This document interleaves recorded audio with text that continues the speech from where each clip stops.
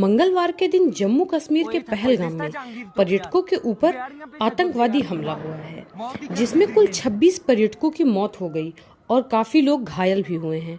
प्रधानमंत्री नरेंद्र मोदी ने अपने सऊदी अरब का दौरा बीच में ही छोड़कर भारत वापसी कर ली है। पहलगाम में हुए इस आतंकवादी हमले के बाद नई दिल्ली में प्रधानमंत्री नरेंद्र मोदी की अध्यक्षता में सुरक्षा मामलों की कैबिनेट कमेटी की बैठक हुई है। इस कमेटी की बैठक में केंद्रीय गृह मंत्री अमित शाह, विदेश मंत्री एस जयशंकर, रक्षा मंत्री राजनाथ सिंह और राष्ट्रीय सुरक्षा सलाहकार अजीत डोभाल सहित कई शीर्ष उत्तराधिकारी मौजूद थे। इस मीटिंग में बहुत से ऐसे अहम फैसले लिए गए हैं, जिसमें पाकिस्तान के साथ सिंधु जल समझौते को निलंबित कर दिया गया है। इसके साथ ही अटारी बॉर्डर को भी बंद करने का फैसला किया गया है। भारत ने पाकिस्तान के साथ 1960 के सिंधु जल समझौते को तुरंत प्रभाव से निलंबित रखने का फैसला किया है। ये फैसला तब तक लागू रहेगा जब तक पाकिस्तान पूरे ढंग से सीमा पार आतंकवाद को समर्थन देना बंद नहीं कर देता है। भारत ने अटारी इंटीग्रेटेड चेक पोस्ट को भी तुरंत प्रभाव से बंद करने का फैसला किया है। सरकार की ओर से कहा गया है कि जो लोग मान्य दस्तावेजों के आधार पर इधर आए हैं, वो इस रूट से 1 मई 2025 से पहले वापस जा सकते हैं।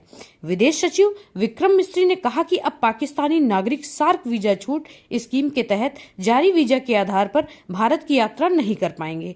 SVES के तहत पाकिस्तानी नागरिकों को पूर्व में जारी किए गए वीजा रद्द माने जाएंगे। SVES के तहत जो भी पाकिस्तानी नागरिक भारत में हैं, उन्हें 48 घंटों में भारत छोड़ना होगा। नई दिल्ली में पाकिस्तानी उच्चायोग के रक्षा, सैन्य, नौसेना और वायुसेना सलाहकारों को अवांछित व्यक्ति करार दिया गया है। उन्हें भारत छोड़ने के लिए 1 सप्ताह का समय दिया गया है। भारत इस्लामाबाद स्थित अपने उच्च आयोग के रक्षा, सैन्य, नौसेना और वायुसेना सलाहकारों को भी वापस बुला रहा है। दोनों उच्चायोग में ये पद खत्म माने जाएंगे। दोनों उच्चायोगों से इन सैन्य सलाहकारों के 5 सपोर्ट स्टाफ को भी वापस ले लिया जाएगा।